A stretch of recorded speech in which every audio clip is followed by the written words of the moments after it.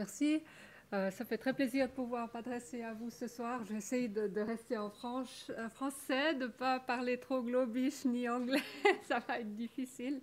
Après ces deux très belles présentations en anglais, avec un propos sur les 5 principes LIBER pour les négociations avec les éditeurs. Et pour ça, je vais tout de suite remettre ma casquette, non pas de directrice de la BCE Lausanne, mais de vice-présidente de LIBER, parce qu'à Lausanne, la Suisse n'est peut-être pas dans l'Europe, mais à Lausanne, on travaille beaucoup avec l'Europe et notamment aussi avec LIBER. Qui c'est ce LIBER? Vous l'avez peut-être, Vanessa Proudman avant a parlé un petit peu de LIBER. Vous avez vu apparaître LIBER quelque part sur ces slides. Qu'est-ce que c'est? La Ligue des bibliothèques européennes de recherche.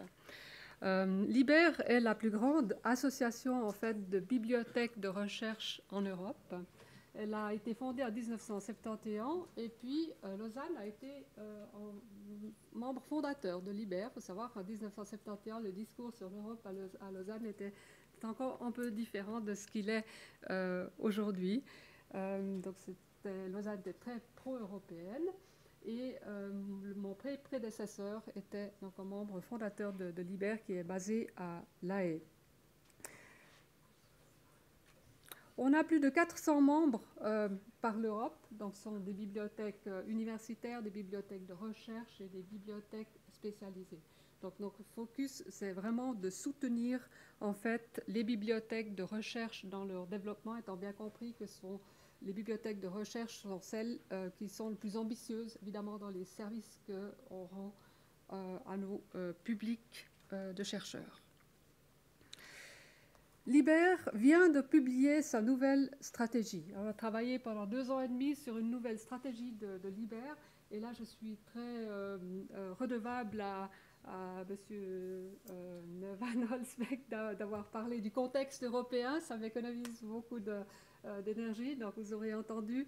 Ça, c'est le contexte, en fait, au niveau européen dans lequel on travaille avec des programmes comme Horizon 2020, avec l'Open Science Cloud, European Open Science Cloud, ou bien l'Open Science Policy Platform, où LIBER est représenté sur la plateforme OSSP travaille directement avec. Vous trouvez toutes les informations sur cette stratégie en ligne sur le site de LIBER depuis mardi passé. Donc, j'ai en piqué simplement les éléments qui jouent un rôle pour l'open access.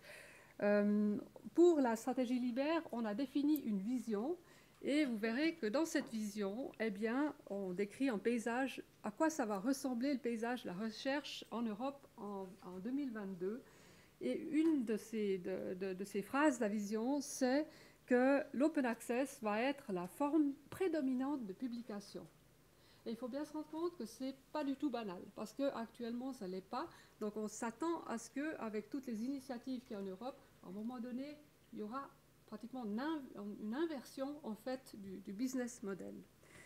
Et c'est dans cette optique-là qu'on travaille actuellement dans LIBER pour soutenir les bibliothèques de recherche pour arriver en fait dans ce nouveau monde de l'open access et de l'open science et comment on peut y arriver, notamment pour ce qui concerne l'open access en particulier. Ça, vous trouvez en ligne, ce sont les axes stratégiques, les 3 axes stratégiques de LIBER. Donc vous voyez au sommet d'ailleurs, il y a l'open access. Et puis on a 3 axes, les bibliothèques comme plateforme de publication scientifique innovante. On l'a entendu avant, on peut être en éditeur évidemment aussi, on peut publier des choses. Les bibliothèques comme pôle de compétences et de services numériques. Vous voyez en orange, donc il y a beaucoup de skills, donc de savoir-faire à acquérir, autant dans les bibliothèques elles-mêmes que pour les chercheurs, pour arriver à travailler dans ce nouveau monde de l'open science.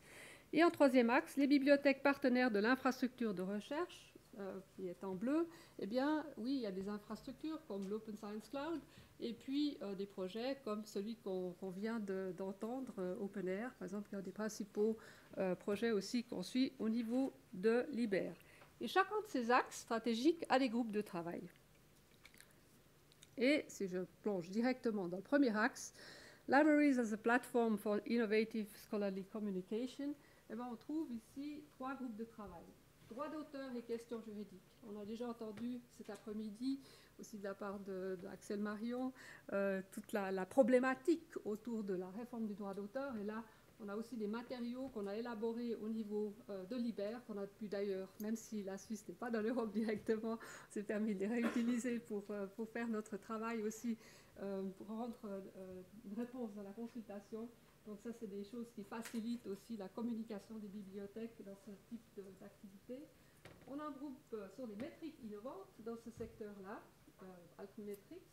Et puis, on a ce groupe de travail Open Access. Et puis, vous voyez que ces groupes de travail travaillent aussi en connivence avec ces projets européens, notamment le projet OpenAir dont on vient d'entendre la présentation.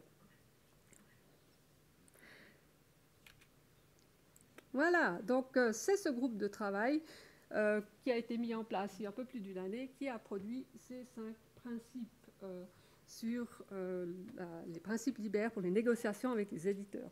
Parce que là, il faut bien comprendre, LIBER en soi n'est pas un consortium. Hein. En consortium, il y a des consortiums nationaux, il y en a en Suisse qui est en charge d'acheter des contenus électroniques chez des grands éditeurs pour l'ensemble des hautes écoles suisses. Et LIBER, comme on a vu, c'est une association au niveau européen, donc ce n'est pas du tout LIBER qui a la table de négociation avec les éditeurs. Mais par contre, dans tous les pays d'Europe, les bibliothécaires, quand ils sont en charge, ou bien les gens qui sont en charge des négociations, eh bien, ils sont confrontés au même type de problème. Pourquoi? Parce que une négociation commerciale, c'est quand même quelque chose de relativement costaud. C'est pas simplement j'achète un machin à tel prix, parce qu'encore faut-il savoir qu'est-ce qu'on a exactement acheté. Le périmètre peut être... C'est assez multidimensionnel, la licence de ressources électroniques. Qu'est-ce qu'il y a exactement dans le paquet, quel est le service qu'on pourrait avoir ou pas sur le paquet, pour combien de temps on a cet accès, est-ce que c'est une année, est-ce que c'est 3 ans, est-ce que c'est pour toujours qu'on aura ces accès qu'on a achetés. Donc il y a énormément de dimensions et se rajoute maintenant en fait cette dimension de savoir comment est-ce qu'on peut passer en fait à l'open access. Comment tout à coup on va pouvoir passer ces licences où on paye des accès, modèle donc où c'est le lecteur qui paye, à cet autre modèle où en fait c'est l'auteur qui paye.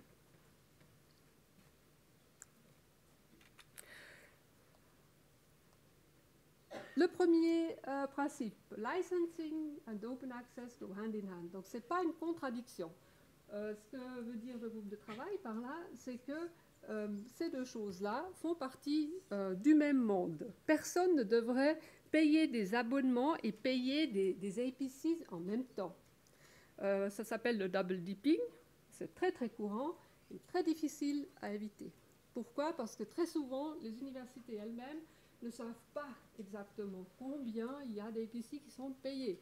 C'est-à-dire que l'éditeur, lui, il a l'avantage de savoir connaître complètement son chiffre d'affaires, mais de l'autre côté, nous pas.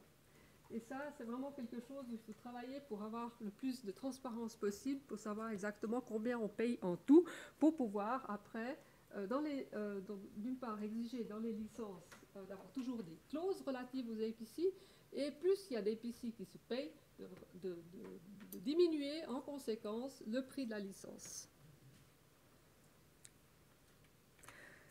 Le second principe, si il n'y a pas d'open access, il n'y a pas d'augmentation de prix. Vous avez vu aussi chez Axel Marion avant la belle courbe d'augmentation de prix. Ça fait des décennies et c'était bien avant qu'on passe aux ressources numériques. Déjà depuis les années 70, on a des augmentations de 7, 8, 9% dans les prix des licences ou pour les périodiques. Donc on est bien au-delà de l'inflation. Donc il y a assez d'argent dans le système, globalement, ce qui n'est peut-être pas la même chose, savoir chez qui, mais on doit donc réussir à dire si on n'a pas ces clauses dedans, eh bien on ne paye pas plus. Troisième principe, la transparence dans les licences. Alors ça, on a souvent des clauses de non-disclosure, on n'a pas le droit de dire combien ça coûte. Eh bien ça, on aimerait bien que ça cesse, et puis parce que là, il y a un droit à la transparence quand même, il y a des lois sur la transparence en Suisse comme en Europe, et d'ailleurs les gens nous le demandent aussi, et surtout quand on négocie, en fait le non-disclosure, ça sert quand on a une négociation commerciale où des gens sont en concurrence, donc à la limite vous pouvez ça protéger, mais quand vous avez négocié avec un quasi-monopoliste, puis quasi il est pour la diplomatie, eh bien, en soi, je veux dire, vous n'avez pas d'alternative. Donc, autant dire simplement, bah, ça a coûté ça, parce que vous allez pas léser quelqu'un d'autre. Hein.